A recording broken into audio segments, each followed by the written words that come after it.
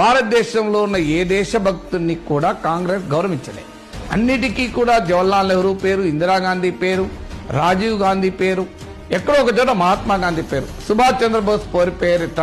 భగత్ సింగ్ పేరిట ఏదైనా ఒక పథకం, లాలా లజపత్ రాయ్ పేరిట, బాలగంగాధర్ తిలక్ పేరిట, గోపాలకృష్ణ గోఖలే పేరిట,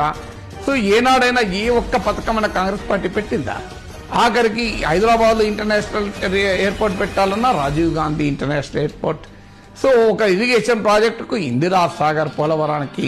సో రాజీవ్ రహదారి, రాజీవ్ బైర్భూమి అనే స్థాయికి కూడా పేర్లు పెట్టేశారు. కనీసం ఏదో ఒక దానికి సుభాష్ చంద్రబోస్ యూత్ ప్రోగ్రామ్ అని పెట్టచ్చు కదా, సుభాష్ చంద్రబోస్ ఖేల్ రత్న అని, దానికి కూడా రాజీవ్ ఖేల్ రత్న,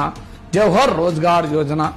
ఇలా పెట్టేవరకు ఏమైందంటే ఇతర దేశభక్తుల్ని, దేశంలో నెహ్రూ కుటుంబమే దేశభక్తులు కాదు,